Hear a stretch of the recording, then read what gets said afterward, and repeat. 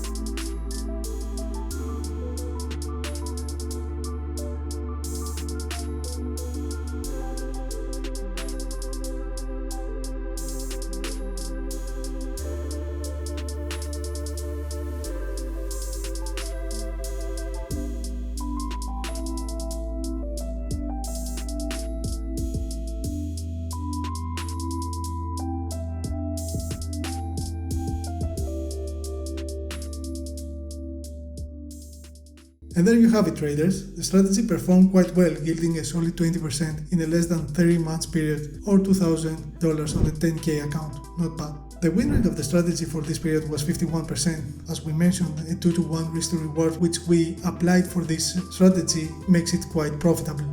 It also gave almost daily an entry signal, totaling the trades taken to 37. Overall, ChatGPT managed to deliver a simple yet effective strategy which could be considered a solid starting point. Of course, the key to success is monitoring, reflecting, and optimizing to improve the results. In fact, I came back to ChatGPT and I gave it the results of the backtesting, the strategy that it gave me, and I asked what can I do to optimize, and he responded with the following. All good suggestions, I would say, but a little bit generic. What I found useful to improve the strategy and apply to the backtest as well was to take only one trade per day. So I took one signal, usually closer to the loading session. And the second rule was if the candle is too big and the price closed far from the VWAP line, then I would wait for a pullback towards the line, and if all criteria still met, then I would take the trade. So I would like to leave you with this thought. Take this or any strategy, backtest for a certain period, and then analyze the result to identify small adjustments you can do to improve, and then redo the backtest to see the results. This is, in my opinion, the only way to survive in this industry and actually escape from the statistical narrative of being the 90% of traders who lose money. I hope you enjoyed today's video. Thank you for watching, and I will see you to the next one.